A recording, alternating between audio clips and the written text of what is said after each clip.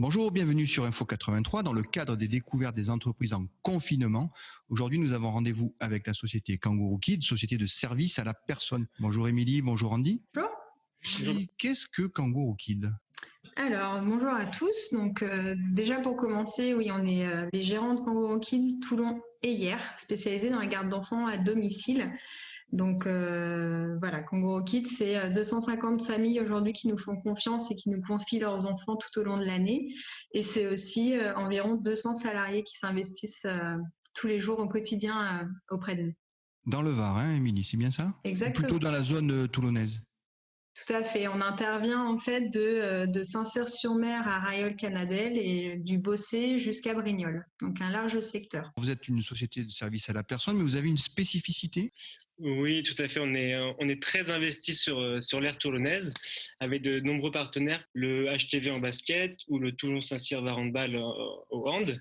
Et en fait, on propose un service unique avec des garderies lors des matchs. Donc, tous les supporters qui viennent supporter le hand ou le basket peuvent nous laisser leurs enfants et on les garde pendant le temps du match. On a pas mal de clients B2B, effectivement. On travaille beaucoup avec le printemps, on fait des ateliers créatifs le samedi après-midi sur des événements, par exemple Halloween ou autres comme ça. Plus d'autres projets qui sont à l'étude, mais qui sont pour l'instant secrets. Vous avez une clientèle aussi de particuliers ? Oui, tout à fait. On a principalement notre cœur de métier, c'est le particulier. Comment vous avez vécu cette crise en confinement ? Alors du coup, cette crise en confinement, on a été un peu pris comme un peu tout le monde. On a eu plusieurs phases. Il y a eu la première phase où le jeudi, ils ont annoncé la fermeture des écoles. Donc pour nous, ça a été de fortes demandes de familles pour réorganiser la prise en charge des enfants avec l'annonce des fermetures des écoles. Donc beaucoup de réorganisation des parents. Et ensuite, on a eu l'annonce du confinement général le lundi 16. Et à partir de ce moment-là, tout s'est arrêté. Donc là, vous êtes rentré dans une deuxième phase où là, tout a été figé, c'est bien ça ? Alors, on a continué d'intervenir malgré tout. On a des familles qui font partie des professionnels dits en première ligne. Donc, on a continué d'intervenir auprès des familles qui avaient besoin dans le cadre de télétravail, mais aussi des familles donc de militaires, forces de l'ordre, éventuellement aussi tous les soignants auprès desquels on intervient au quotidien, ou bien de nouvelles familles qui, là, se trouvaient dans des besoins supplémentaires pour faire garder leurs enfants. Donc vous avez pu quand même fonctionner, à minima je suppose, hein, on peut avoir une ordre d'idée en pourcentage, est-ce que vous avez travaillé pour 20 ou 30% de votre activité ? C'est ça, à peu près 20% effectivement, oui.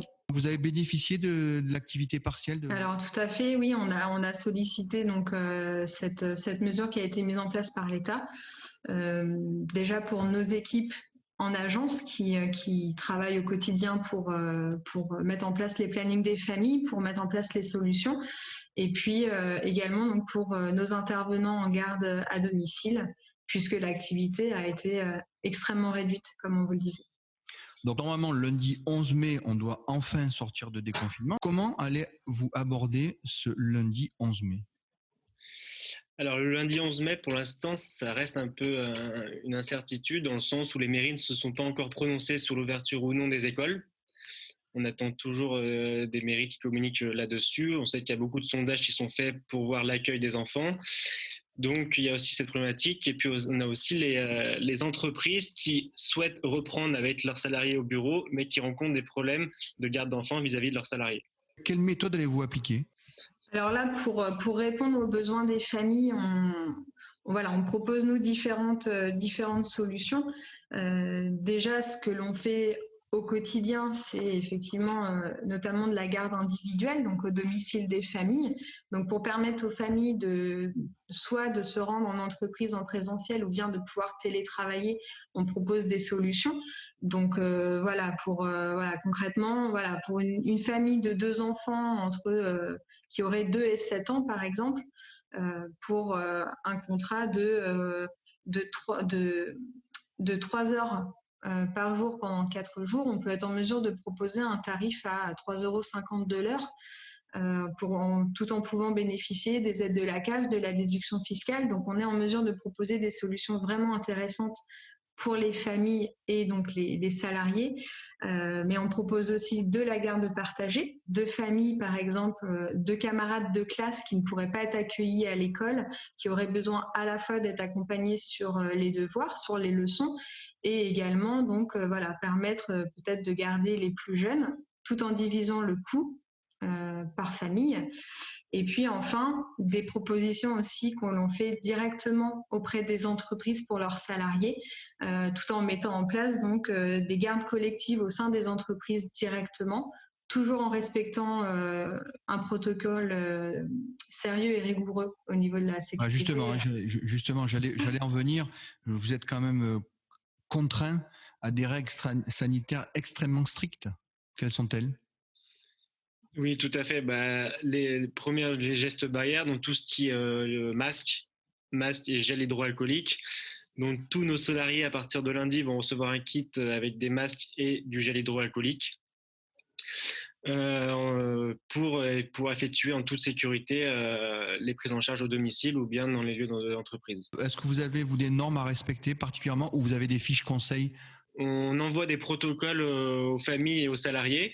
Après, ça reste le protocole que tout le monde connaît. Hein. C'est bien se laver les mains, respecter les 1,50 m de distance et si possible de porter le masque lorsqu'ils sont en intervention chez nos familles ou qu'ils prennent le bus pour se rendre à leur travail.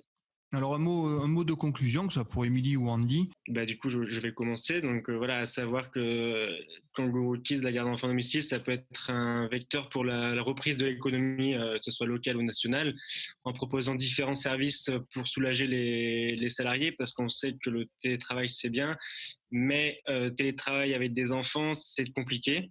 Donc, qui n'hésitent surtout pas à nous contacter pour qu'on puisse leur trouver la meilleure solution, que ce soit au sein de l'entreprise ou bien à leur domicile. Émilie ? Oui, je dirais qu'effectivement, que les familles n'hésitent pas à nous contacter. Ils trouveront chez nous une écoute active et des solutions sur mesure. Et j'aimerais aussi dire que, effectivement, à partir du 11 mai, on espère retrouver une vie un petit peu plus normale. Je pense que c'est le cas de tout le monde. Et dans ce cadre-là, on prépare nous aussi activement la rentrée de septembre, puisque des familles anticipent également leurs besoins pour septembre. Donc, on recrute dès maintenant des personnes qui ont de l'expérience auprès des enfants et qui souhaitent pouvoir s'investir auprès de familles dès maintenant et aussi à partir du mois de septembre. De rajouter aussi, on fait des contrats de professionnalisation CAP Petite Enfance et on a une promotion de 30 élèves à préparer au mois de septembre. Donc, on forme aussi nos salariés. Écoutez, le message est passé. Émilie, merci beaucoup. Andy, merci beaucoup. Et à vous. Merci, Patrick. L'expression consacrée, prenez soin de vous. Merci, vous aussi. Merci, prenez soin de vous. Au revoir. Au revoir.